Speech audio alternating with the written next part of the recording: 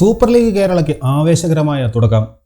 ഇന്നലെ നടന്ന ആദ്യ മത്സരത്തിൽ കഴിഞ്ഞ തവണത്തെ ചാമ്പ്യന്മാരായ കാലിക്കറ്റ് FC ഫോഴ്സ കൊച്ചി FCയെ പരാജയപ്പെടുത്തി.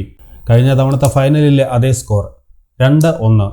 അത്യന്തം ത്രില്ലിംഗ് ആയ മത്സരത്തിൽ 15-ാം മിനിറ്റിൽ കാലിക്കറ്റ് FCയാണ് ആദ്യത്തെ ഗോൾ നേടുന്നത്. സെബാസ്റ്റ്യൻ റിൻഗോൺ ഒരു പെനാൽറ്റിയിലൂടെയാണ് ഗോൾ നേടിയത്. ആ ഒരു ഗോളിന്റെ ലീഡോടെ ഇടവേളയ്ക്ക് പിരിഞ്ഞു. ഫോഴ്സയുടെ മറുപടി ഗോൾ വരുന്നത് 88-ാം മിനിറ്റിലാണ്. ഡഗ്ലസ് റോസ ആണ് അവർക്ക് വേണ്ടി ഗോൾ നേടിയത്.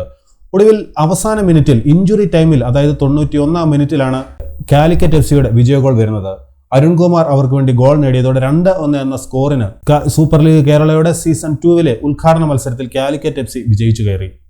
മത്സരത്തിൽ മികച്ച പ്രകടനം പുറത്തെടുത്ത അരുൺകുമാറാണ് പ്ലെയർ ഓഫ് ദി മാച്ച്. മത്സരത്തിന്റെ സ്റ്റാറ്റസ് ഒന്ന് പരിശോധിക്കുകയാണെങ്കിൽ 40% ബോൾ പൊസിഷൻ കാലിക്കറ്റ് FCക്കായിരുന്നപ്പോൾ 60% ഫോഴ്സ കൊച്ചിക്കുമായിരുന്നു. 2 ഷോട്ടുകൾ മാത്രമാണ് കാലിക്കറ്റ് FC അടിച്ചത്. അതേസമയം 11 ഷോട്ടുകൾ കൊച്ചിയുടെ ഭാഗത്തു നിന്നും ഉണ്ടായിരുന്നു. ഓൺ ടാർഗറ്റിലേക്ക് കാലിക്കറ്റിന്റെ 2-ഉം കൊച്ചിയുടെ 4 ഷോട്ടുകളാണ് ഉണ്ടായിരുന്നത്. 2 യെല്ലോ കാർഡുകൾ കാലിക്കറ്റും 1 യെല്ലോ കാർഡ് ഫോഴ്സ കൊച്ചിയും കണ്ടു. അങ്ങനെ സൂപ്പർ ലീഗ് കേരള 2-ന്റെ ഉദ്ഘാടന മത്സരത്തിൽ, ആവേശകരമായ മത്സരത്തിൽ കാലിക്കറ്റ് FC ഫോഴ്സ കൊച്ചി FCയെ പരാജയപ്പെടുത്തിയിരിക്കുകയാണ്. ഇനിയും വമ്പൻ മത്സരങ്ങൾ ഒരുപാട് വരാനുണ്ട്. അതുകൊണ്ട് തന്നെ ഈ സീസൺ 2 അത്യന്തം ആവേശകരമായിരിക്കുമെന്ന് നമുക്ക് പ്രതീക്ഷിക്കാം.